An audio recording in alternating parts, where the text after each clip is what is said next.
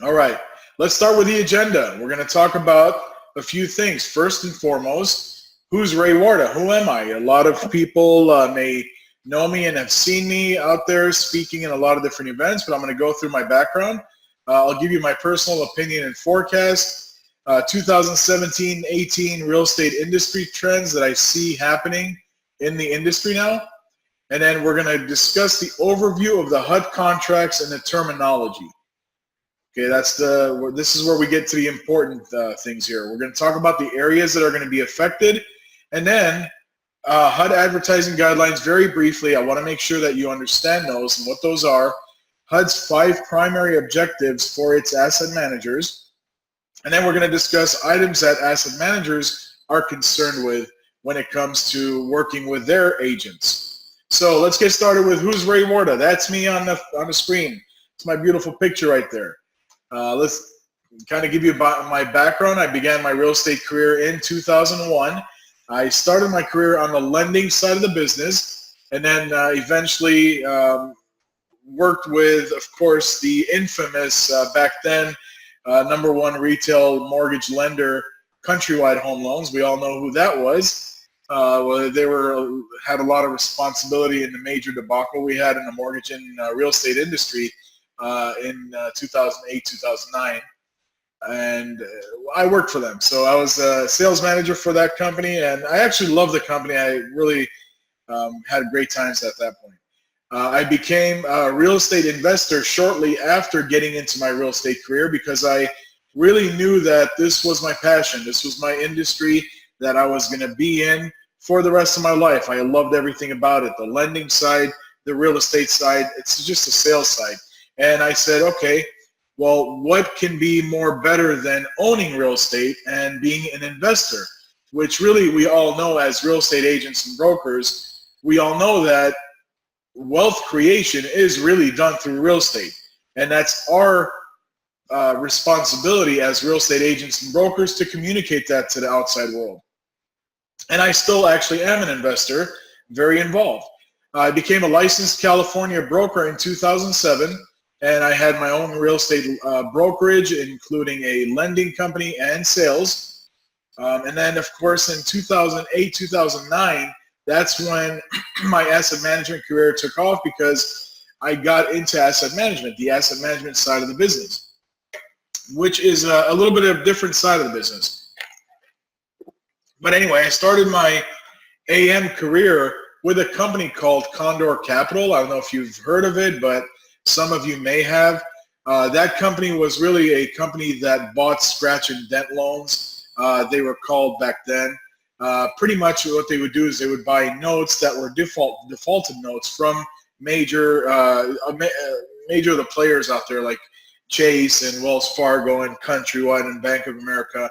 And I used to actually bid on these portfolios. And then once the bid, if we won that pool of loans or notes, we would then go through the whole process of turning it into a, whatever we had to do. It was pretty much we took a property from cradle to grave on the asset management side.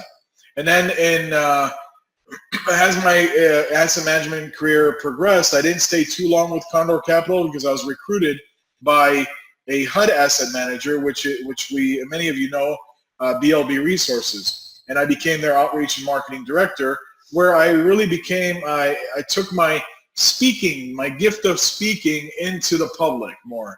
And I started speaking at events, real estate events, association events. I did trainings. I did thousands of trainings out there across the country in many of the states across the country.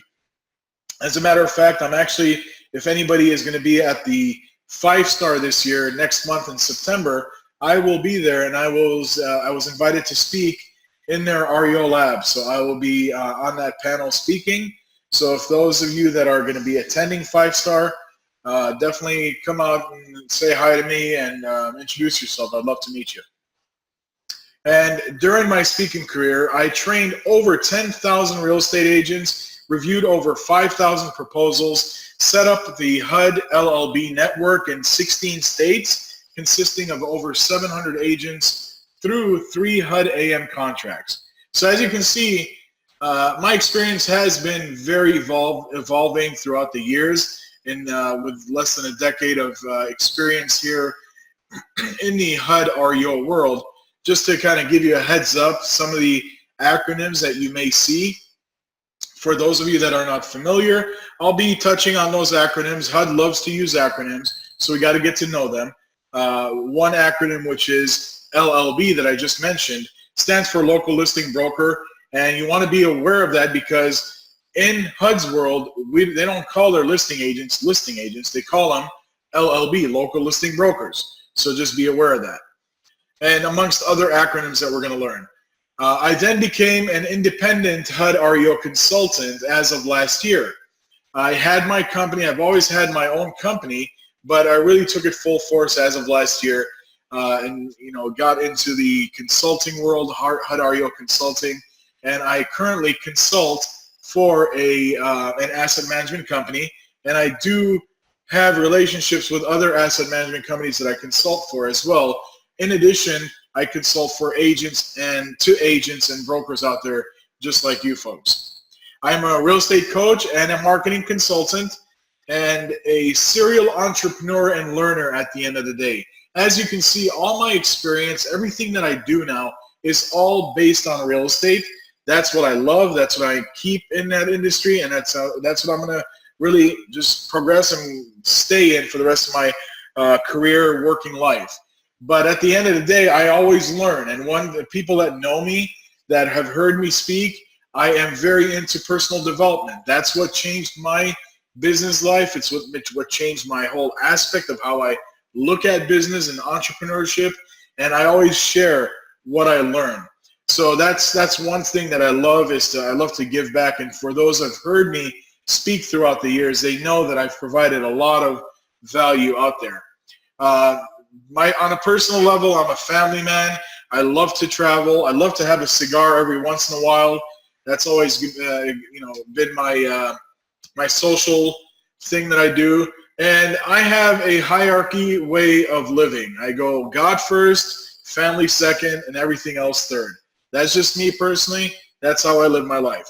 So here you go. That's all about me in a nutshell. Let's move on. My contact information, that's my direct line. For those that know me, I'm very transparent in the way I work. That's my contact direct line. That is my website. TheRayOnTheWeb.com is my professional profile. It's a one-page site that has access to all of my sites, all of my contacts, all of my social networks. And then that's my blog, RayWarda.com. And as you can see, that's my email address. If you ever have any questions, need help with anything, or need just any general question about the industry, real estate, personally, personal development, whatever it is, feel free to reach out to me. I am accessible. So let's talk about my personal opinion and forecast. One thing I do know is that the REOs should be treated as a supplement and a diversification of your income.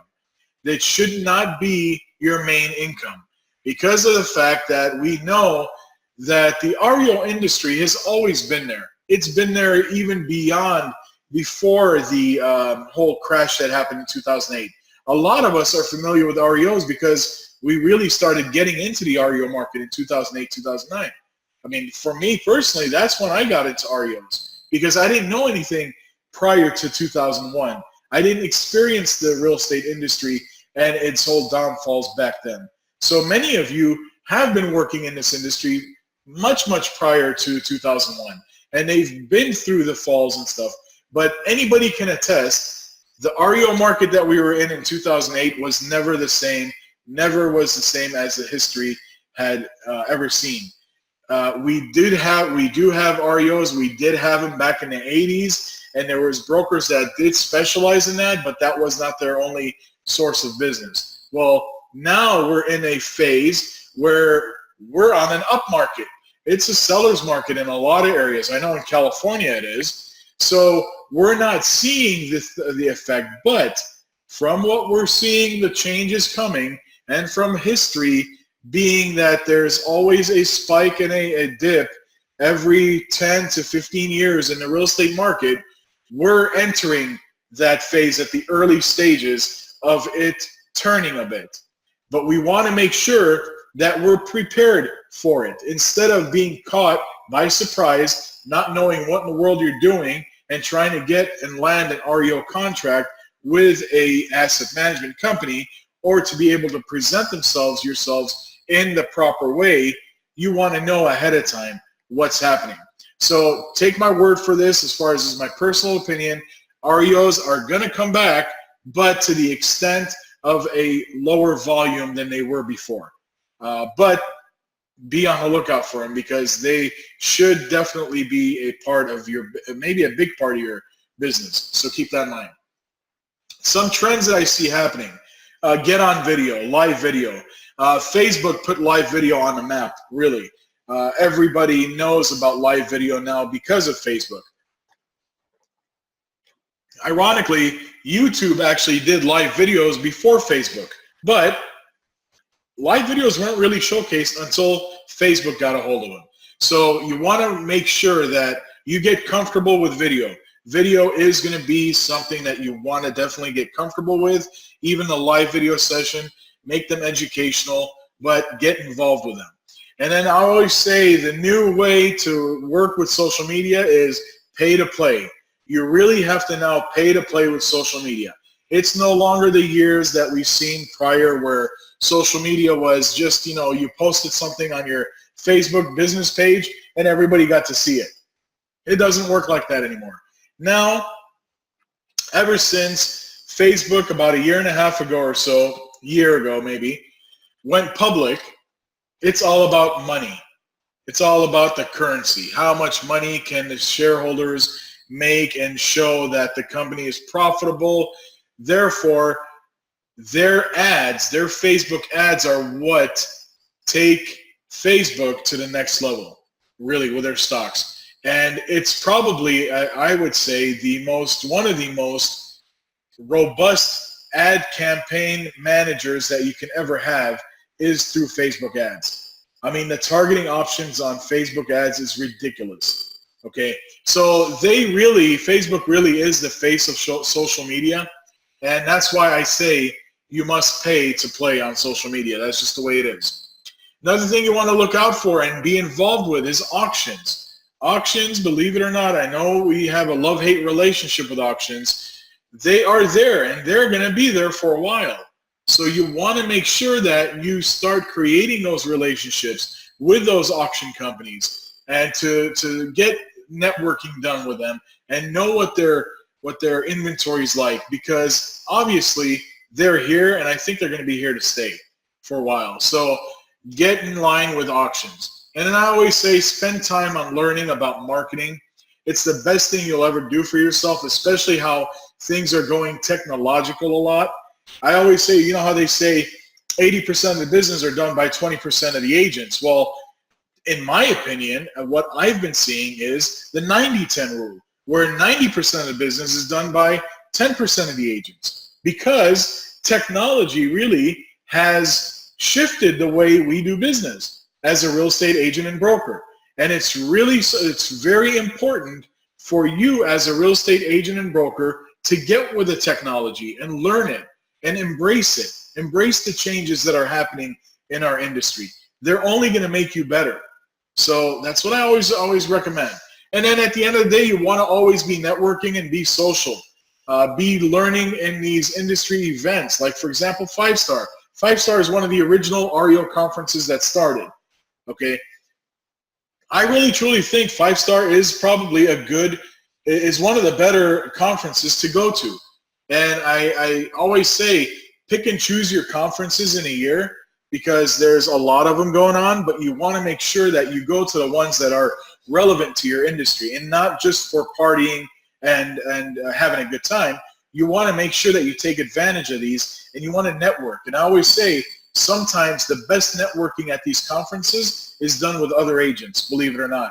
It's not just the asset managers that are out there, it's also the other agents, because the other agents may have a book of business working with asset managers in their state that they can refer you to that same asset manager to give you properties in your state. This has happened so much and so often.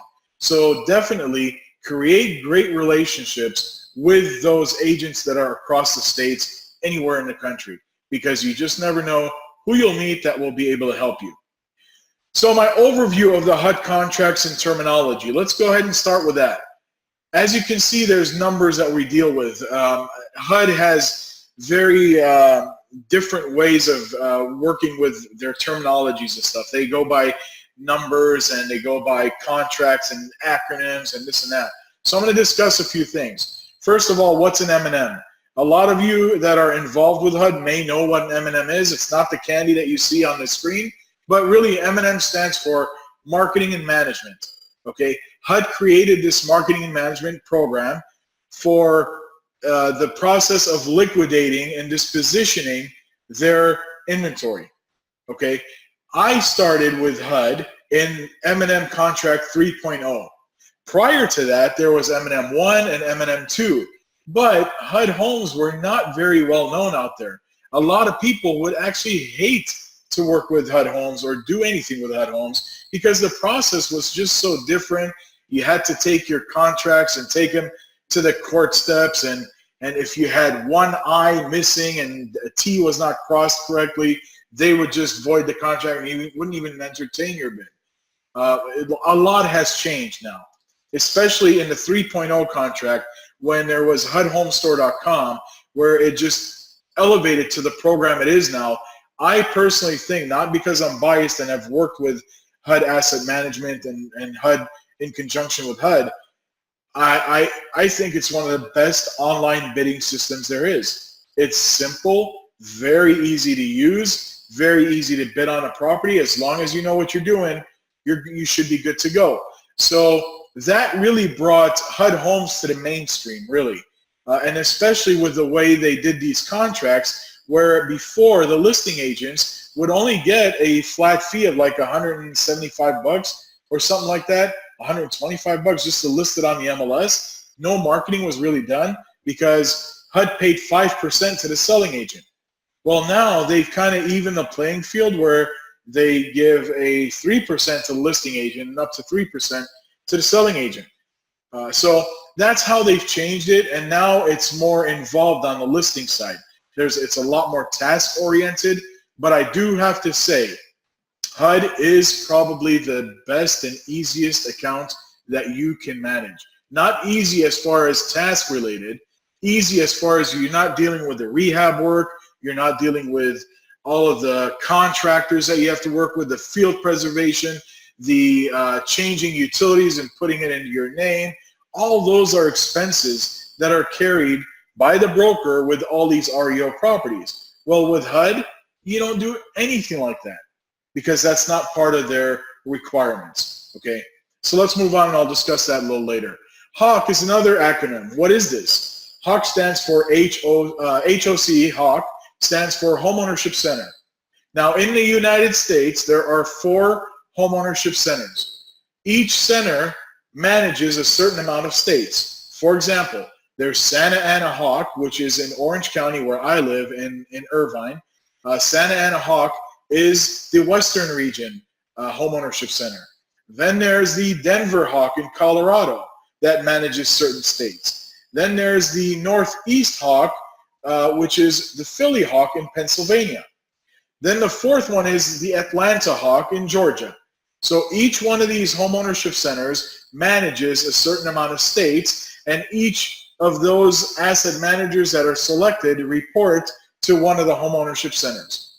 That's what that is. Now, types of contracts, there's really 3 or 4 contracts that HUD awards during a solicitation, okay? But a particular solicitation, every solicitation is different. For example, with you as agents and brokers, the ones that you need to be aware of are the FSM and the AM. Those are the 2 main ones that you're going to be always working with hand in hand. The other 1 or 2, you don't even have to worry about that because you're not going to be dealing with them. The FSM is the field service manager. The AM is the asset manager. These 2 are totally different companies. Each is a private owned company that is their own, that was awarded their own contract. Okay, so it's 2 separate companies, but field service manager does all the field service stuff. They take care of any safety and hazard situations in the house. They do the property preservations, mow the lawns, shovel the snow, whatever the case may be. They take care of that. So you don't do that on your own as an agent, okay? The AM is responsible, the asset manager is responsible for marketing and managing the properties. So their responsibility is to set up their broker network, the listing agents, and they assign the properties to the listing agents, and then the listing agents go ahead and market and start to sell these properties in many different ways and states. The length of these contracts typically, and I use the word typically very, very softly, typically it's a 5-year contract, okay? 5-year contract with 12-month renewals. So that means that HUD is not committed or is not required to keep an asset manager for the full 5-year term. After a year, they can come back and just dump it and say, no, this isn't working. The asset manager has not performed. And it could go vice versa. It could go the asset manager just says, I'm done with this. I can't take this anymore. This is just too much for me. And they give the contract back to HUD and say, I'm sorry, this is our last period. We're not going to renew our contract. And that has happened. It just actually happened recently where there was a change in the contract areas in the Northeast. So it could happen, and it just changes every once in a while. So you have to make sure that you know when this change is happening. And usually these new contracts, the way HUD puts out the solicitation is that they're available to small business set-aside, meaning that teams and JVs are considered like joint ventures, but it's mainly for small businesses, okay? And that's kind of hard part because a lot of times a small business is really small and they really cannot handle the work of the HUD as an asset management company. So it gets to be a struggle sometimes, and that's why right now we're seeing more changes than often. And I want to give you one thing. I want to give you a heads up.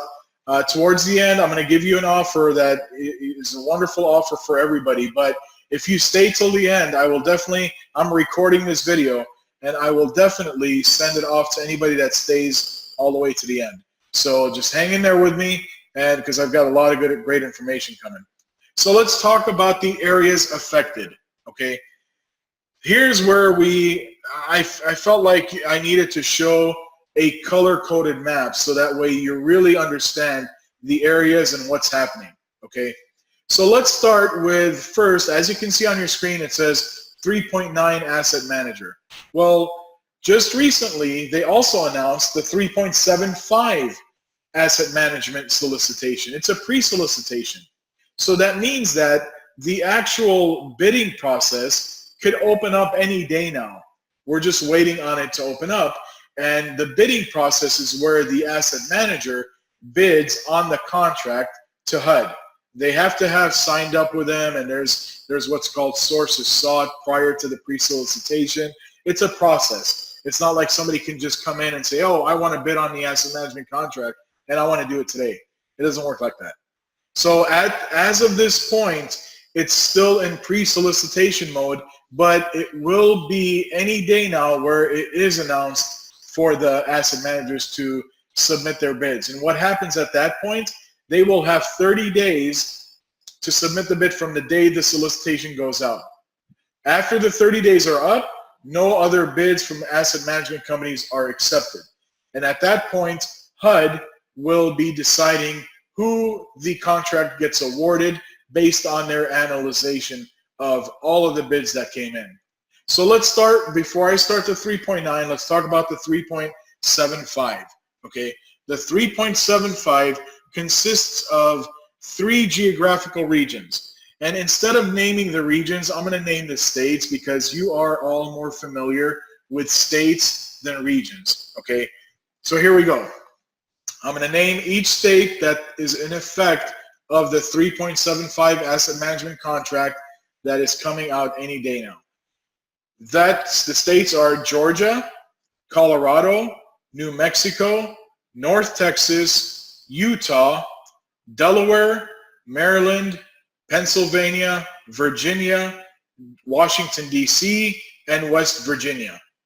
Okay, so if you belong in any of those states, keep an eye out for a change in asset management because it will happen very soon. Now, just keep in mind, this is what's called an emergency contract. So it's sort of called an emergency contract because it's not going to be a full 5-year contract. On this particular 3.75, it will include a 6-month base period, so only 6 months, and then 2 12-month option periods. So technically, it's a 2.5-year contract. Okay, so keep that in mind. So you are ready with your proposals, and this is why I'm telling you, you got to be ready with an awesome proposal because the competition is fierce out there, and you want to make sure that you put your best foot forward. Okay, and those are, as I mentioned, the states right here in color red, Georgia, and then these blue shaded states. As you can see, it's North Texas, not all of Texas if you're in Texas. And then these light green states here that I mentioned. At this point, Michigan and Ohio were originally included in the 3.9 contract. But just recently, maybe about a week ago, there was an update in the pre-solicitation that stated that Michigan and Ohio were no longer in the mix at this point.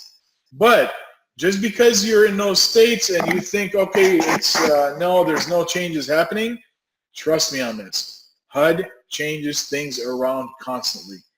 Knowing HUD and working with them for the past decade, I know exactly that it's always uncertainty. So you want to make sure you keep an eye on that, understand that. Now, the 3.9 contract, that is the second contract that is really right in line with the 3.75. It's going to happen in the same time frame as well. This contract can come out at any time now.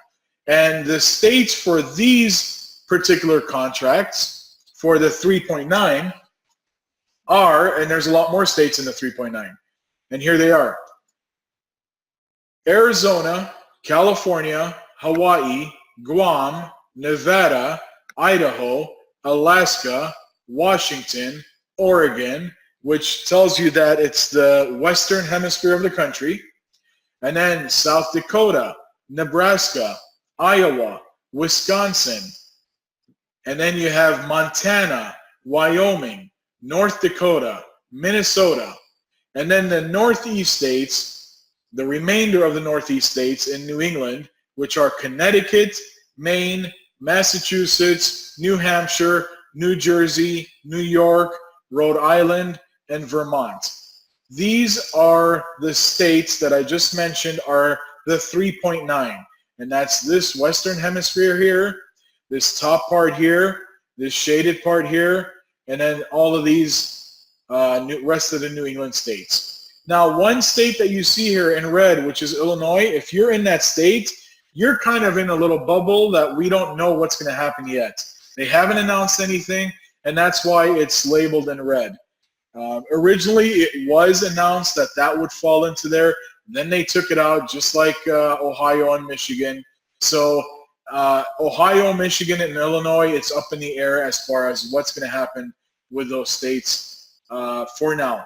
But stay on the lookout for these particular 3 states because there may be something happening soon. But the ones that need immediate attention are all of the rest of the states that are colored on your map. So let's move on. Now that you know the states that are involved in this change and the potential states that may be involved in the future, what's next? What do you got to do? Well, the next thing is you need to put a proposal together that is strong, that is related to HUD and what they're wanting to see, okay? So I want to go through these HUD advertising guidelines because it's important. One of the biggest things that HUD looks for is marketing, what your company does for marketing, and how many HUD homes have you sold. If you haven't sold any, you still have time because here's how the whole contract period starts. Let's say the solicitation goes out for both of these contracts next week. 30 days after next week, the deadline is done as far as asset managers bidding. So we can be like right in the middle of September, and towards that would be the deadline. After mid-September, probably a month after the deadline, is when HUD will be awarding the contracts. So we should technically, by the end of the year, know what the new HUD AMs, who the new HUD AMs are. For the 3.9 contract, it may be extended to January or February by the time we know, but I don't ever like setting exact dates because HUD changes a lot, especially because the process involves not only the bidding and the awarding by HUD, then there's what's called a protest period. So the asset management companies that did not win the award, they can find anything that they want and protest the award by HUD. Now that extends it another 30 to 60 days out. So the award might happen, but then there may be protests after that. So at least you'll know when the awards happen who the asset managers are. And I always say you want to start marketing now.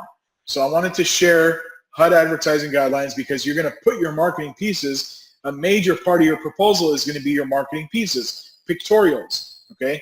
HUD advertising guidelines. I'd say about 75 to 80% of the agents out there that I've trained across the country don't even realize that they can actually advertise any HUD home listing without the permission of the listing agent. This is something that every agent should know, because especially it's a great benefit to any agent. It kind of levels the playing field between a buyer agent and the listing agent, where they can advertise these homes and use them as not just increasing their business, but increasing their lead generation, especially if you belong in a market that has a good amount of inventory of HUD and that has a team. You want to feed your team with lead generation. It's a perfect way of doing it. Another thing you want to make sure that you use the right phrases. For example, when you're advertising HUD homes, use phrases like HUD homes, HUD acquired, HUD owned, or HUD REO. All these terms can be used. You don't want to put any negative connotation to HUD at all in your advertising. And then you want to definitely make sure that you're adding the equal housing opportunity logo, which is this logo right here that you see on your screen, on every piece of advertisement that you do with HUD, whether it's online or offline. Okay, make sure you do that. You want to also adhere to local, federal, real estate commission, your MLS, advertising regulations, your truth in lending, all of that when it comes to marketing. Okay, you want to, especially when it comes to your MLS, you don't want to do anything against your MLS policy because then you get fined. And you want to make sure there's price consistency. So you want to make sure that the price of the property that you're marketing is identical to the price shown on HUDHomestore.com. And that's why you should have a piece there, a task thing that you can do, that you can add as a task sheet about all of your marketing that you're doing to make sure that you're checking on the consistency of the price. Okay. Some don'ts that I want to share with you. Don't ever use the HUD seal in your marketing. This is a no-no. The HUD seal is a registered trademark of HUD, and only its authorized users can use this seal. And we agents are not authorized users to use this. So we cannot have this on our advertising material or on our websites. And just keep in mind, there's a chat box, a Q&A box where you can ask questions. Feel free to submit your questions there. I will get to these questions at the end of my presentation because I want to make sure I go through everything that I want to share with you, okay? But I have your questions coming up for me, and I will definitely answer them really soon here. Some more don'ts. Do not refer to HUD homes in a negative way. So don't call them HUD foreclosures. Don't call them HUD repos or HUD repossessed or HUD must sell HUD home. That's not something that you want to showcase in your advertising. Don't let your voicemail boxes be full. This is my personal pet peeve. I worked, bringing agents aboard, and then after me bringing them aboard, all of a sudden their voicemail boxes are full sometimes when I call them. That's my biggest pet peeve. Don't ever have an asset manager call your phone and it goes to voicemail, which is fine, we're all busy, but for your voicemail box to be full. That's a big negative, okay? Do not advertise coming soon. HUD does not allow you to advertise anything coming soon. So if it's not on the HUDhomestore.com active, you cannot technically advertise it as a property. That's marketing. Do not portray yourself as a listing agent. Of course, you don't ever want to do that. You want to advertise it as how a listing agent does. You just don't want to ever call yourself a listing agent. So you can advertise anywhere, any form of media, online, offline, whatever it is that you're doing, as long as you follow the advertising guidelines of HUD. So now let's take a look at HUD's 5 primary objectives for its AMs. Now, I want you to understand what these are, because mainly this is stuff that you're going to use as content on your proposals. When you're submitting a proposal to HUD, you want to talk their language, and if HUD has 5 primary objectives for its AMs, then the AMs, believe it or not, are going to have the same objectives for you, because it's going to be on a scorecard issue. So anything that HUD's going to score the AM is going to score the listing agent. So you want to know these things. So the first objective is accurate values. The property should be accurately and competitively valued. This is the responsibility of the asset manager to hire local appraisers that know the appraisal market. Now, is it always possible to get a local appraisal? No. Appraiser? No. Because appraisers, sometimes you won't find any in rural areas. Or when they do, they're covering such a vast rural area that values may be slightly different than what the actual market value is. That happens often than not, okay? So asset managers always have to continuously clean up their lists of appraisers, and that's why where the BPOs come in when it comes to the asset manager working with a listing agent, which I'm going to talk in the next couple of slides here. The second objective for HUD to its AMs is the highest net return. Sales achieve the highest net return. That's what they want. Their whole bottom line dollar is that net return on how much HUD's going to make.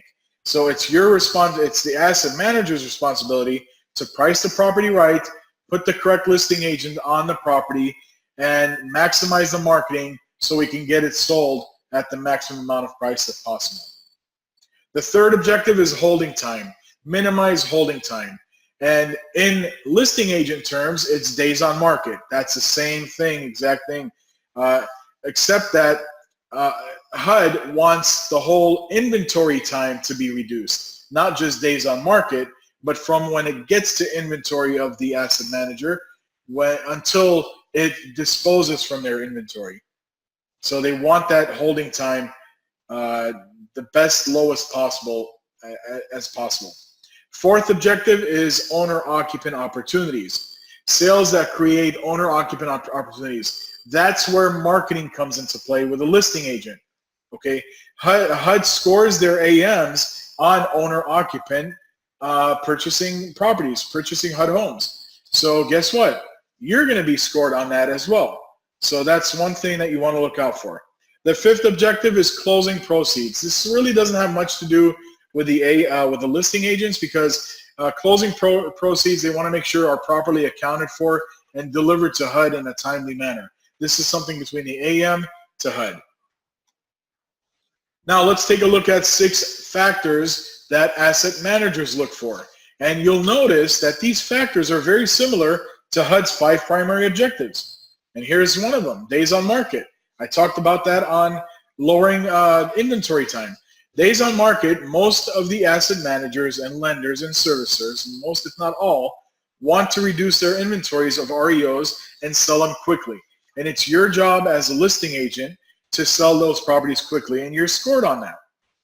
Your other thing is the second thing is pricing strategy. Lenders and AMs want to know that the real situation with the market, and they're relying on you to show them, okay? They evaluate the quality of your BPOs that you submit, primarily on timeliness and accuracy. So you want to make sure that your pricing strategy on the BPOs is accurate, is complete, and if you're making any adjustments, you need to make sure those adjustments are accounted for. Number 3, net proceeds. Again, bottom line dollar for HUD is their net return. Same thing here. Lenders and AMs need to minimize their losses with these transactions, and you need to show them how you will save them time and money. Bottom line, it's the dollar. 4th objective is marketing and advertising. That's where owner occupancy comes in. That's where you have more market share on selling these homes quicker. Lenders and AMs want to hear specifics from the agent about how they will market the property. So when you're putting in your proposal that you're going to be marketing their property, don't just put in the proposal, I'm going to be marketing online or offline. You need to be more specific. Exactly be specific what exactly it is that you're doing. The 5th factor is your experience and qualifications. Whether your company is small, large, or in between size, it doesn't matter. Or if it's a local independent company or a national company, you still have something to offer. You need to discuss your qualifications or your company's qualifications in terms of how you will assist the lender and the AM in solving their problem. AMs are looking, when I was an AM, I was looking for listing agents that would help with solutions. What are the solutions to the challenge? How are you going to solve this problem for me? Trust me, when you do that, woo, you are on top of the AM's list. Number 6, be a resource. You'll need to demonstrate how and what you will do to decrease the stress and anxiety and make the process easier for everyone. That is really the ultimate goal of an asset manager, whereas they're not pulling their hair off their head, off their chest, wherever it is that their hair belongs, that they're not pulling it off because you are a resource for them and you're getting it done. Okay? So now what? Now that you know all this stuff, now that you have all this information, what do you need to do? You need to create a winning marketing proposal and resume. You got to prepare for the upcoming changes that'll happen. Otherwise, you will achieve the same results you did before. So don't wait until the last minute to put together a winning HUD REO proposal and resume. Trust me, I know this. I've seen thousands of resumes and I spoke to thousands of agents, many who came to me after the application deadline asking to be put in a network. And these were prior listing agents, but they had no clue that there was a change in asset management because they probably were not involved as much in knowing all these things. And you have to be on top of your game. And that's why these webinars, especially the one like today, the information is there. It's out there for you. I just gave it to you. What are you going to do now? So right now, you're sitting at your computer watching this webinar, right? All of you are doing that. You've heard me go through the overview of the HUD 3.7 and 3.9 contracts and terminology. You've heard me go through the areas that will be affected. You've heard me go through the HUD marketing guidelines and marketing don'ts. You've heard me go through HUD's 5 primary objectives for its AMs, and you've heard me go through the 6 factors that asset managers look for in listing agents. You know that you don't have too much time to get ready for this next opportunity. So if you are someone who's really serious about the upcoming HUD REO opportunity, you may be wondering, how can I put together a winning proposal? Or how could I use this information shown to me today in a step-by-step easy way?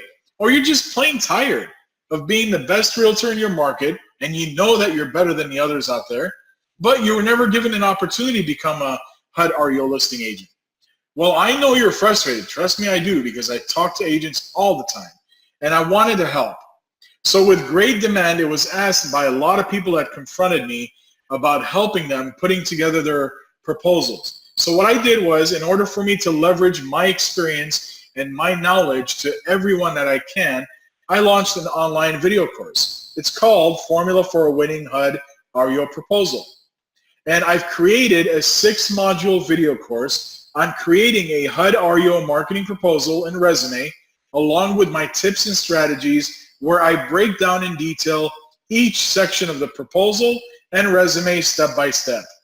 This course is designed to give you everything you need to create your HUD proposal and resume. So if you want to have the opportunity to learn from me, the HUD REO expert that has reviewed over 5,000 applications and proposals through 3 different HUD AM contracts, I've trained over 10,000 real estate agents across the country, set up a network of over 700 listing agents across 16 states in the US, then this program is specifically for you. So here's how we'll do it. Module 1 is going to be on value offer. Module 2 is your website.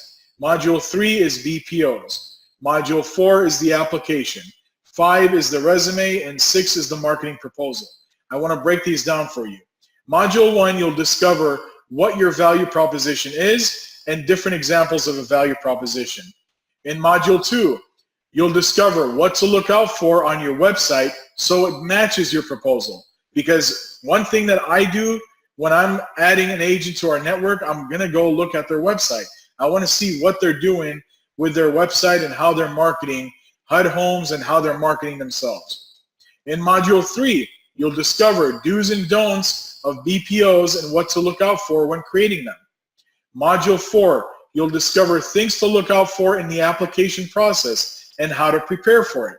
Because let me tell you one thing, some asset managers will just require your REO proposal and resume. Some will just require a resume. And some will require just an application. And believe it or not, some will require to have you complete their own application and to attach your resume and marketing proposal. So in this module, I discuss what to expect on a asset manager's application, so that way you're ready and know what is forthcoming looking at the application. In Module 5, this is where we get into the deep details. You'll discover in detail, step by step, how to format your resume and what to put into each section of the resume. And in Module 6, you'll discover in detail the step by step how to format your marketing proposal and what to put in each section of the proposal. So here's what I want you to do. If you implement everything I just showed you, you would probably be able to put together a general proposal. But is it an extraordinary and captivating proposal? To increase your chances of winning a HUD LLB contract, you need to invest in my step-by-step Formula for a Winning HUD REO Proposal course right now. Okay, time to invest in yourself. My strategies will increase your chances of getting your proposal noticed and considered. I've had clients pay me thousands of dollars for consulting sessions on putting together their HUD REO packages. I set the initial price point on this course at $997, considering the generous detailed information that I provide in this step-by-step course. But after some thinking, I settled on $697. I said, that's a good price. Well, the day before my launch date, I wanted to make your decision a no-brainer, a decision that would be easy for you to make and for me to feel good that I'm doing my best to provide everything that I know about this process in layman's terms to you at an affordable price. You can get all my strategies and information for a one-time payment of $347 by going to reoproposal.com. Now, I always say there's more because I'm the type of person that loves to provide value for you. So when you claim your spot in my Formula for Winning HUD REO Proposal video course on today's webinar, I'm going to give you 4 additional bonuses. These are valued at over $1,000. Okay, bonus number 1 is a video on important tasks of a HUD REO agent. These are tasks that I'll reveal the exact tasks of a HUD listing agent, especially the ones that affect the scorecard. This will help you use that as HUD content in your proposal and verbiage in parts of your proposal where needed. Bonus 2 is another video on marketing HUD homes and brand on Instagram. Instagram is one of the quickest growing social media platforms out there. Here you'll learn tips on marketing HUD homes on Instagram, setting up your bio, what and when to post, and more. Bonus number 3 is another video on an online marketing platform to market HUD homes effectively. I will reveal this platform in which you can market HUD homes by creating landing pages, single property sites, postings on Craigslist, Facebook ads, YouTube, virtual tours, and more, all by entering the FHA case number. This will make you look like a marketing pro. Trust me, I use this same platform that I'm recommending. I'm a user and I love it. Bonus 4 is my REO Asset Manager Black Book. I'll give you access to my Black Book of REO Asset Managers contact information so that you can create relationships and network with them. The value for that is really priceless.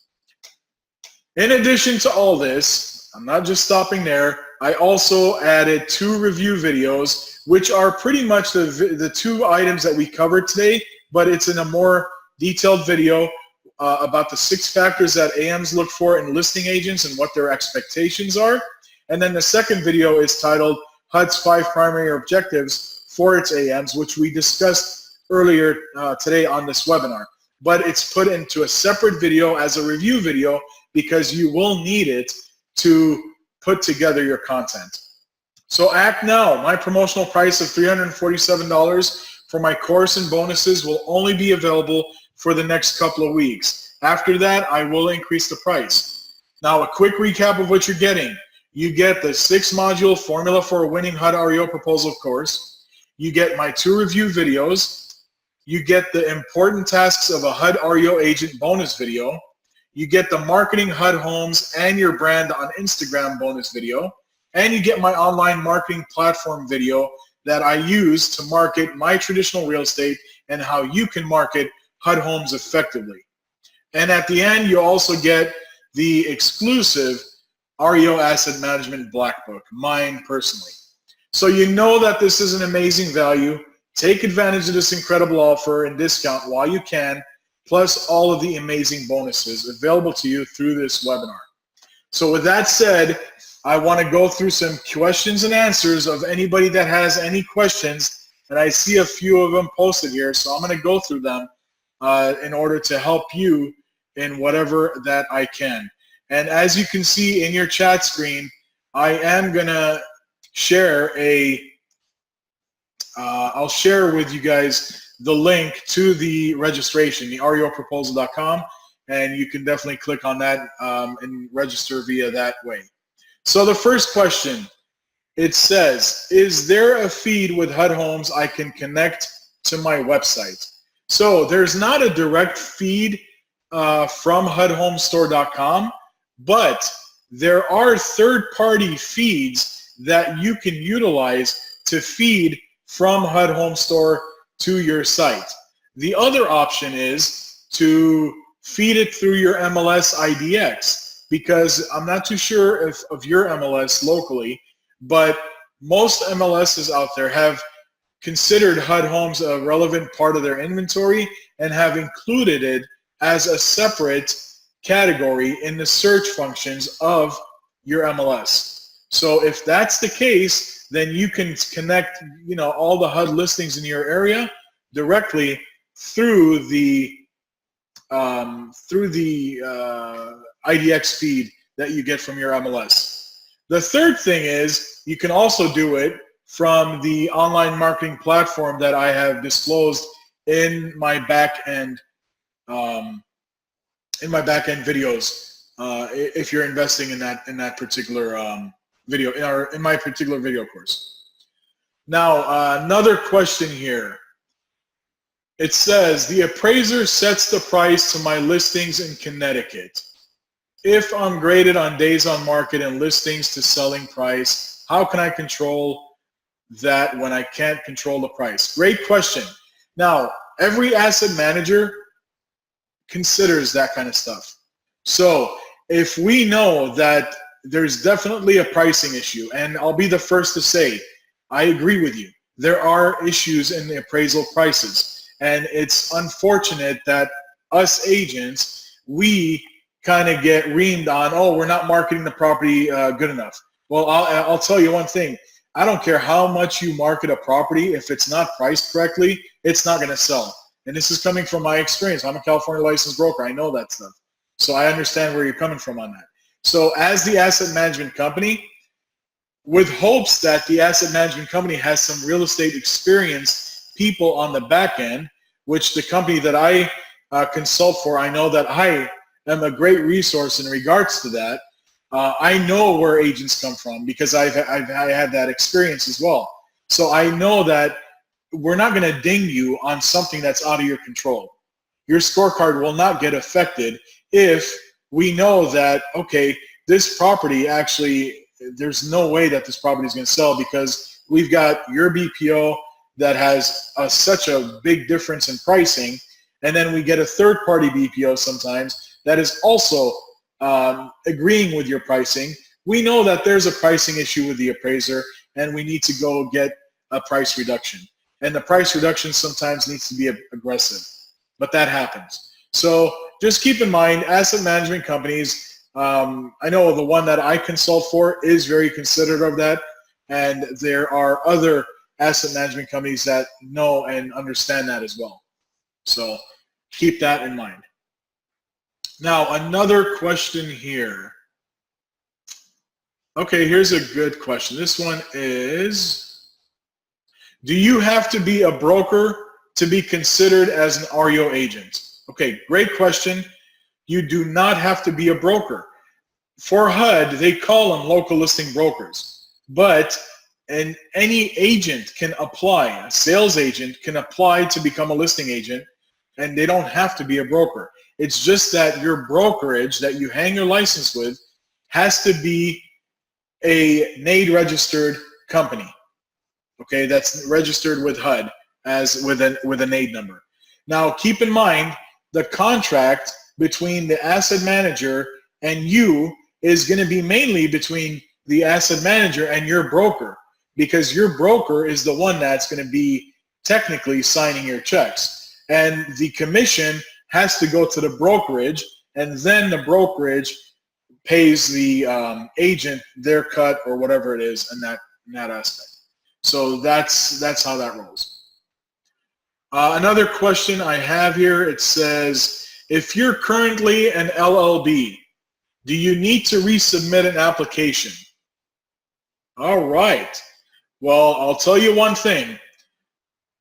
No agent is grandfathered into anything. It doesn't work like that. With these HUD contracts, when there's a new asset manager, they automatically will open up their networks and start hiring from their people that they have already either created a relationship with, or they already have a database set up in that particular state. But listing agents are not automatically grandfathered in. You would have to apply just like any other agent all over again. All right, another one, it says, am I guaranteed to be chosen as a HUD REO agent, REO listing? Yeah, there's never guarantees. I can walk outside and get run over by a reindeer, and that's a possibility, who knows? But there's no guarantees in life. I do my best, put my foot forward on putting the excellent information full of value that I know, because I've been doing this for so long, and I've looked at thousands of applications and proposals, and I know exactly what to look for and what to avoid. So for those that know me and have that have heard me in any of my trainings, or actually when I brought them aboard as real estate agents with the asset management companies, know that I'm pretty harsh on my interviews. I'm expecting to know exactly what they do and what they're doing, and kind of verifying everything, because anybody can put anything on their application. Okay. So another question says, how is the video course? And I appreciate it. I'm getting a lot of comments about people signing up, and I thank you for that. I'm not going to read the comments because, of course, I don't want to disclose that information, but I appreciate and thank you for your support, and thank you for believing in that. Another question is, how is this video course delivered after I make my investment? Well, great question. What I do is I have a portal that has all of the videos, all the content in there, and you sign up with a username and password, and you get access to that portal. Now, keep in mind, this is the one thing that you want to remember. When these HUD contracts are awarded, I will be the first one to tell you, or not, you could hear it through public, but as soon as I hear, I will be communicating that inside my portal with whoever has invested in my video course, because I know that they're serious about what they want to do and they want to take it to the next level. I will definitely let you all know first who the winners are for the particular states, so that way you know who they are and you know who to reach out to. So that's something I will definitely do on the back end in the portal. As in addition, I will be updating any updates that I get through that portal as well, whether it's HUD related, REO, or any tips and strategies that I may find out new. Occasionally, as it comes to me, I will also do that for my members, okay? And this is just a one-time fee, $347, and that's it. Another one, is there any specific timeline for New York and Connecticut? Yeah, absolutely. New York and Connecticut is a part of the 3.9 contract. Here's the thing. The current contract ends in May of next year. So there will be a solicitation out much sooner than that. I'm expecting something to be out in September, and then awards usually happen a couple of months after the deadline, between 30 and 60 days after the deadline. So by the new year, we should know who the new AM is, or if it's the same AM, who knows what's going to happen. We don't know. But whoever that is, that's going to be announced soon. And that's why you don't want to wait until the announcement is made to put your proposal together. You do it up front. You do it ahead of time, because that way you can put your best foot forward. And at the same time, this time right now, between now and then, gives you enough time to start marketing HUD homes. So that way, when you're putting your proposal together, you have items that you can show the AM that you're marketing them, and you're going to take screenshots and snippets of all these things that you do on the marketing, which is going to help your case when you're communicating it from your head to the proposal. Okay. Another thing is, it says, do I need to buy anything else after this course? Great question. This course is everything you need. I've put everything in there. The only thing is, if you wanted to pursue a one-on-one consulting with me after you set up your proposal and you want me to go through a full review of it, then I do have a different program where it's a one-on-one program where we can, I do it through either via an online video meeting or a conference call or a telephone call, whatever it is. I do that 2 sessions, and those details will come up after, once you're involved with working with me and stuff. So it's really nothing right now, because I want people to first go through the video course to put their proposal together, and then the opportunity will be there to work with me on a one-on-one basis to review your whole package, and I'll go through it. I'll say, okay, this is what you need to change, this is what you need to add, and then after that, we meet a second time, and I do, after you make the changes, I go through the final review and give it a final blessing. If it's all good to go, I tell you, you're ready to go. Now, one thing I do want to let you know, this not only will give you the best information on putting your package together, this really ultimately will make you a better agent, because you'll realize things that you probably didn't do in your business. And you'll realize that this package that you're putting together, it's not only going to be geared to HUD. This is a flow and information to any asset management company that you're trying to put a package to. So any REO company, you can utilize the same exact proposal and resume. It's just that my information is all HUD specific because I come from that field, I come from that arena, and all my experience is in the REO asset management experience. Besides the asset management experience I had before with Condor Capital, the rest of it has all been with HUD.